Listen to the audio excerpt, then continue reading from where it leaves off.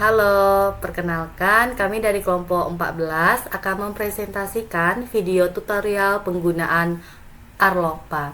Perkenalkan, saya Amanda Peter Kristi dengan NIM 2311344024 dan rekan-rekan saya. Saya Angelin dengan NIM 2311344027. Dan saya Akmal Rahmat Sundawa dengan NIM 231134045. Selamat menyaksikan. Baik, teman-teman. Langkah pertama yang perlu teman-teman lakukan ialah menyiapkan materi teman-teman. Kebetulan kelompok kami memilih materi metamorfosis sempurna, yaitu tahapan siklus hidup kupu-kupu. Jadi di sini kami sudah menyiapkan tahapan-tahapannya. Lalu tahapan ini nanti teman-teman atau materi teman-teman silakan di-download PNG seperti ini. Nah, apabila sudah terdownload, silakan teman-teman melakukan penghapusan background. Kebetulan kelompok kami sudah melakukan hapus background. Jadi tampilan awalnya seperti ini. Nah, tampilan ini yang nantinya akan kita masukkan pada aplikasi Airlock.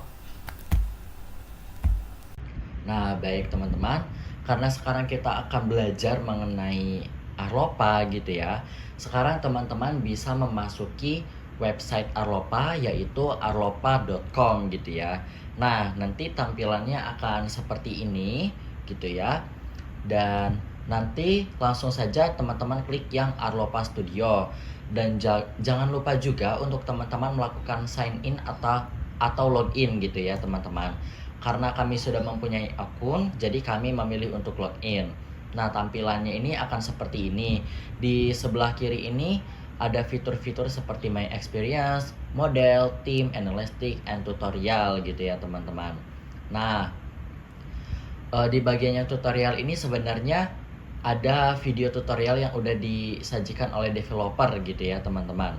Nah, lalu tadi kan sudah dijelaskan juga kalau semisalkan untuk membuat media itu ada teman-teman harus menyediakan gambar yang sudah tidak ada backgroundnya gitu ya.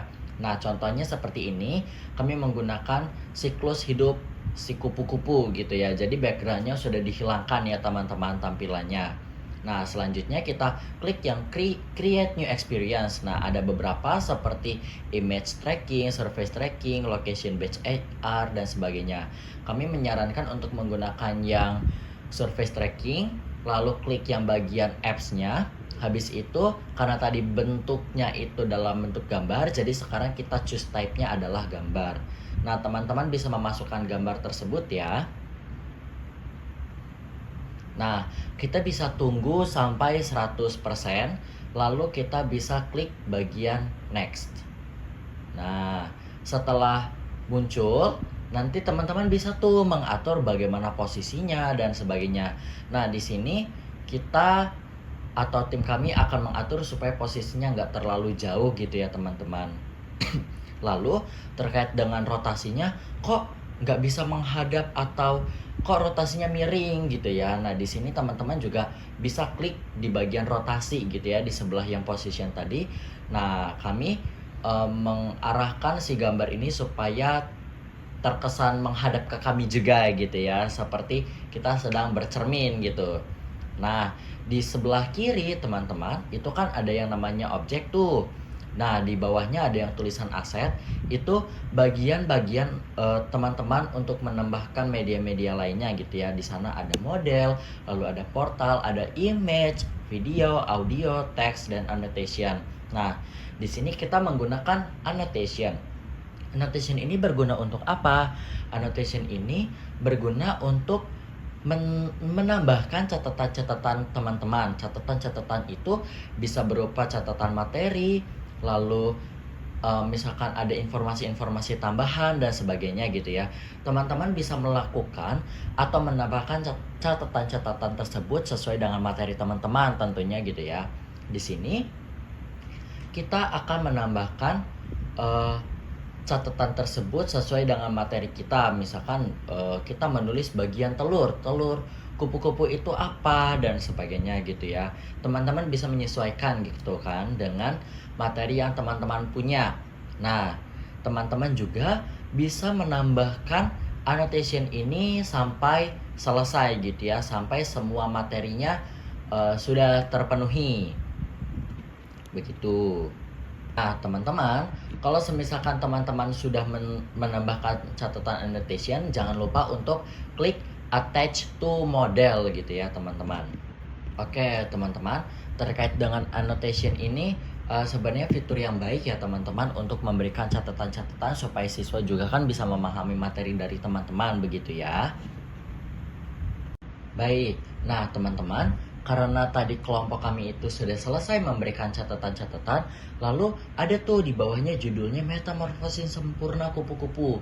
Mungkin teman-teman akan bertanya-tanya, dari mana ya kok bisa ada catatan itu? Nah, catatan itu tuh bisa teman-teman tambahkan dari yang bagian teks gitu ya. Nah, nanti bisa disesuaikan dengan judul masing-masing gitu ya. Nah, setelah itu kan tadi kita udah menambahkan berbagai annotation gitu ya, teman-teman. Kayaknya kok banyak banget gitu ya materinya. Nah, di samping kiri juga ada yang bagian mata itu, teman-teman. Teman-teman bisa klik di bagian on kan dan di bagian off kan gitu ya, supaya teman-teman bisa sedikit seperti meng-hide gitu ya catatan tersebut. Nah, setelah itu kalau materinya udah jadi, teman-teman bisa klik bagian publish. Nah, nanti tampilannya akan seperti ini dan jangan lupa teman-teman untuk menambahkan judul. Setelah itu diklik publish. Lalu bagaimana cara mendapatkan kodenya atau barcode-nya gitu ya? Teman-teman klik yang bagian view gitu ya, teman-teman.